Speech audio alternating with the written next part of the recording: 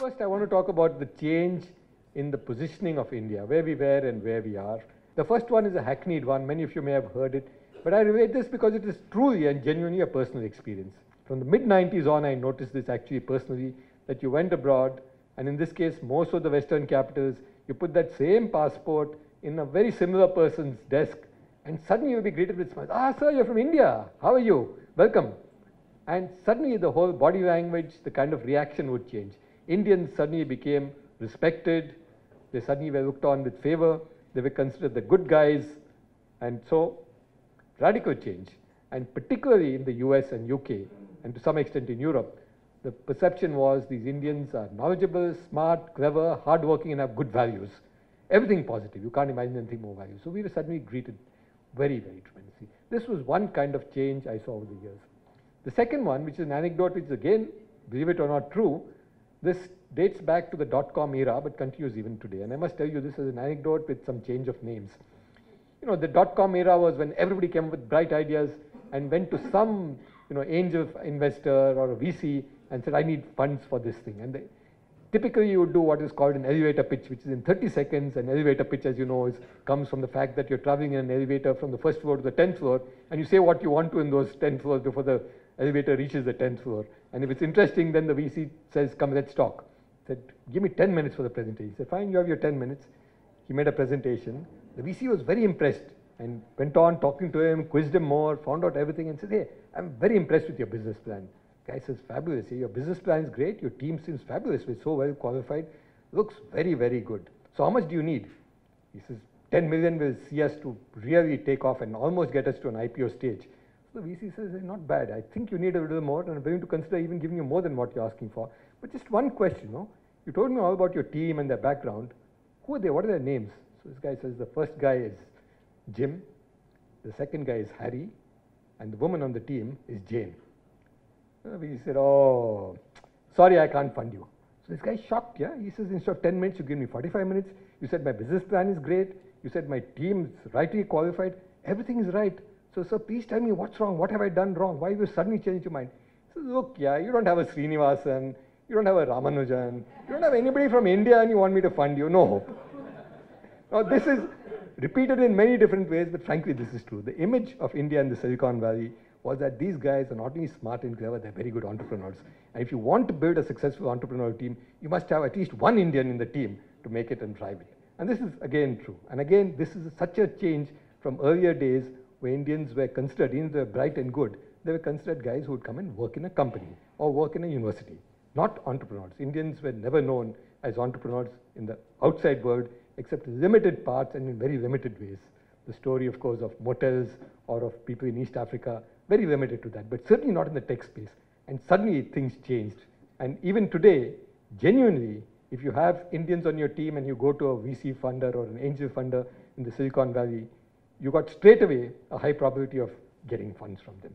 I think these are the kinds of changes you've seen as you've gone on. The final comment I want to make is in terms of why this has happened. When I was growing up and very, very young in school and then in college, I could sense, looking back, now I didn't think of it at that time, the country had just got out of colonialism for a few years, and we were finding our nationhood, you might say. People in the world, rest of the world, were saying, is India going to survive? Is it going to break up? What will happen? And some of you who have read past history would know there were questions like, after Nehru, who? And somebody said, after Nehru, what? Because Nehru, they felt, had held the country together, and this country might break up. That was a sort of perception all the time in those years. And because of that, we had a sort of mentality, which I would call a siege mentality. The world is out to get us, we got to protect ourselves. Part of this, therefore, was in the way we drove our policies, what we did. A lot of it is reflected in the economic policy, which built barriers. Just as you build defense barriers, we built a defense economically with very high tariff barriers, saying, hey, we don't want all these outside goods to come and flood us, so we're going to build barriers. So you had import duties of things like 150% on software import. And one of the first things that the IT Association did, which was very contrary to what most industry associations at that time were doing, I would say not even most, I'd probably say all, which kept asking for higher import duties so that domestic production would be protected. Because they say imports come in, we can't compete, so we need protection. So you had high duties. And the IT industry was the first to go and tell the government, reduce the software duty to 0. And the government frankly thought we were mad, you know. These guys, I mean, you want to build a software industry in India, you're talking of IT as being India's future, and you're telling us to allow imports at zero duty when we have them at 150%. What's wrong? And the stance we took was no, we will and can compete because this is an industry that's global, and incidentally, all industries are going to get global, and so you just cannot survive unless you're able to compete. Your companies here will not do well just on the domestic market. We need an external market, and we need to build an external market on robust economic foundations, which means that we can't afford these tariff barriers. And the government at that time, possibly with great foresight, possibly thinking, you know, how much is the software import, you know, it's a few $1 million, these guys are mad, but let's do it, let's see what happens. They actually dropped the duty. And in a few years, you found the IT industry taking off. Partly because the IT industry at that time realized two things. One, that if you got in foreign software products, they would need to be serviced. We would understand them, we would first provide service in India to support them, to provide all the backup to them, do everything else that's required. And that experience will then enable us to do the same thing outside the country. So we became largely a services industry, and that's how the IT industry, as many of you know, evolved, and which is one reason why even now people ask, but why aren't there products from India? When are we going to create a Windows in India? We will one day, I can assure you, you will, not we will, you will do that. But the start, and that's why I mentioned this little bit of history, was from the point of view of saying we will service this.